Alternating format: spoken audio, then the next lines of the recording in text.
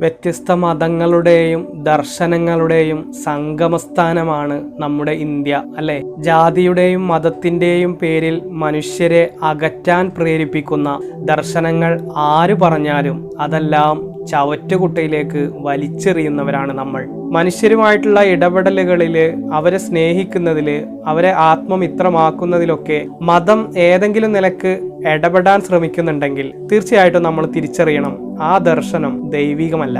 ദൈവത്തിന് ഹിന്ദുവെന്നോ ക്രിസ്ത്യാനിയെന്നോ മുസ്ലിമെന്നോ എന്നൊന്നുമില്ല, മനുഷ്യരേ ഉള്ളൂ. ദൈവത്തിനില്ലാത്ത ജാതിയും മതവുമൊക്കെ മനുഷ്യരായ നമ്മൾ പരസ്പരം കൊണ്ടു നടക്കുകയും ആചരിക്കുകയൊക്കെ ചെയ്യുമ്പോൾ വളരെയധികം ശ്രദ്ധിക്കേണ്ടതുണ്ട്. മതം മനുഷ്യനെ മയക്കുന്ന കറുപ്പാണെന്ന് പറഞ്ഞതിലേക്ക് വിശ്വാസികളെ എത്തിക്കാതിരിക്കാൻ നമ്മുടെ മതമേലധ്യക്ഷന്മാർക്ക് കഴിയട്ടെ. തിരിച്ചറിവോടെ മാനവികതയിൽ ഊന്നി നിന്നുകൊണ്ട് മതങ്ങൾക്ക് പുതിയ വ്യാഖ്യാനങ്ങൾ നൽകാനും അവർക്ക് സാധിക്കട്ടെ.